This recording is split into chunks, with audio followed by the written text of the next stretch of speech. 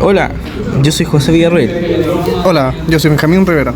Nosotros somos estudiadores de la historia de Roma y Grecia y nos acompaña Dylan Vargas. Muy buenas a todos, bienvenidos a su podcast favorito sobre curiosidades. Hoy hablaremos sobre la cultura griega y romana, abarcaremos un poco la idea de estas sociedades y culturas abarcadas en la mujer. La verdad es que a mí me preocupa cómo nuestras sociedades antiguas han tratado a las mujeres, tanto en Grecia como en Roma. La verdad es que a pesar de los avances que lograron en la filosofía y el derecho, parece que el trato hacia las mujeres está lleno de desprecio. Díganme, ¿qué piensan ustedes?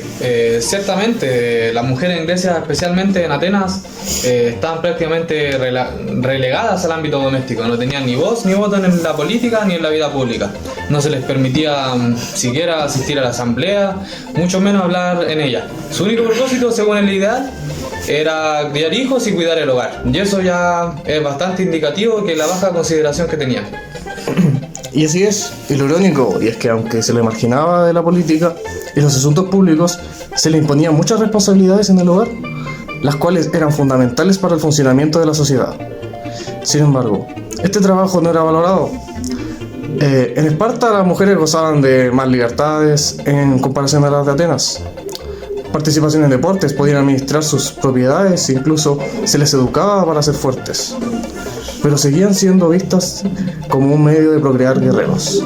Es cierto, la verdad es que el caso teniente es particularmente llamativo. Las mujeres no tenían derechos legales plenos, siempre estaban bajo la tutela de un hombre. O sea, primero el padre, después el esposo, y si quedaban viudas, algún tutor designado por el testamento. Incluso en algunos matrimonios la mujer tenía poca agencia. Se concertaba por convivencia y con el objetivo de asegurar herederos legítimos. ¿Y qué podemos decir de la educación de las mujeres? Las mujeres griegas eran excluidas de toda información intelectual, salvo contadas excepciones como Safo, que destacaba más por su poesía que por cualquier tipo de participación pública. Exacto. Y si miramos Roma, la situación tampoco era muy diferente, aunque había ciertos matices.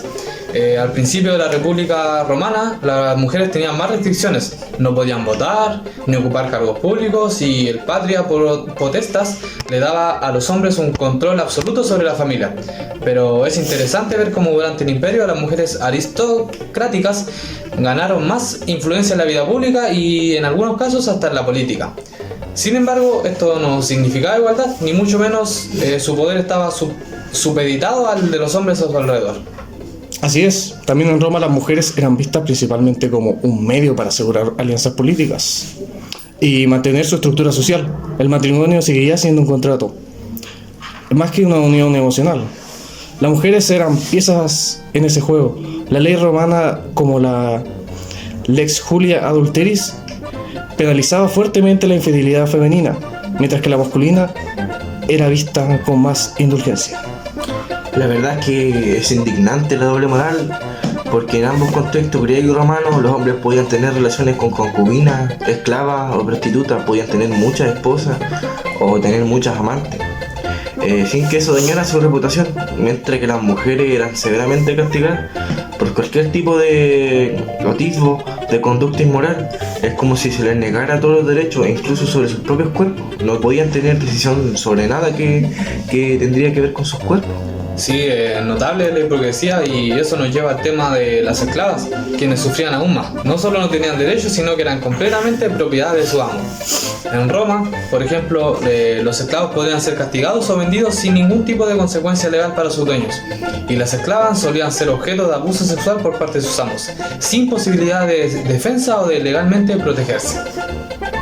También es interesante ver cómo los filósofos veían a las mujeres, como Aristóteles, que consideraba a las mujeres como inherentes, inferiores a los hombres. Aristóteles llegó a decir incluso que las mujeres eran biológicamente deficientes, una especie de hombre incompleto, elemento de la cultura griega que incluyó prejuicios fisiológicos a ellas. Al menos algunas mujeres romanas pudieron influir, como Livia, la esposa de Augusto, o Agripina, la madre de Nerón. aunque su influencia estuvo siempre marcada por los hombres de sus vidas. Sí, verdad es que esas mujeres lograron destacarse, lo hicieron en un ambiente hostil. Era una lucha constante por el reconocimiento de un sistema que ciertamente las opresaba. Incluso el acceso del conocimiento estaba restringido para ellas. En Grecia las mujeres no asistían a las mismas escuelas que los hombres, y en Roma algunas lograban ser educadas en el ámbito privado. No era lo común. Es curioso cómo en estas grandes civilizaciones que se enorgullecían de su desarrollo en arte, filosofía y derecho, aún imperaba una visión tan retrógrada de las mujeres. Si nos fijamos en la ley romana, aunque algunas normas como el ius liberum premiaban a las mujeres que tuvieran muchos hijos, esto también las reducía a meros medios de reproducción.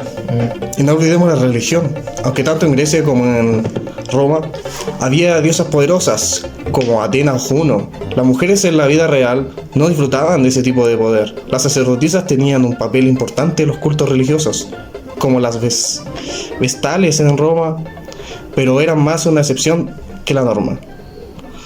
Y aún así estaban sujetas a reglas estrictas, que si no cumplían podían llevarlas a castigos terribles, como el entierro en vida. De verdad que es una paradoja, ¿no? Las diosas veneradas, pero mujeres reales oprimidas. Se mantenía un constante control sobre las mujeres en todas las esferas de la vida, incluso en la religiosa. Y es importante que reconozcamos que estas actitudes hacia las mujeres, tanto en Grecia como en Roma, han dejado un legado que influyó en los siglos de desigualdad de género en las sociedades occidentales posteriores. Y no hay duda de que estas actitudes persisten. Las bases de muchas de nuestras sociedades modernas están influenciadas por las leyes y filosofías que surgieron en Grecia y Roma. Y aunque hemos avanzado, el impacto de esas denigraciones es algo que aún estamos tratando de deshacer. Estoy de acuerdo, y discutir sobre esto es el primer paso para entender cómo llegamos a donde estamos hoy, y lo mucho que aún queda por cambiar. Las mujeres, tanto en Grecia como en Roma, merecen ser reconocidas, no solo lo que hicieron bajo esas restricciones, sino también como víctimas en un sistema que las invisibilizó y las denigró durante siglos. Fue increíble la lucha que han tenido hasta el día de hoy las mujeres para tener igualdad.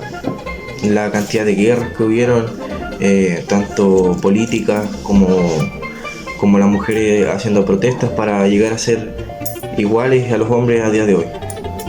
Actualmente se les puede considerar que tienen un valor fundamental. Sí, actualmente hay muchas mujeres que han marcado la historia, muchas mujeres que han ganado premios Nobel.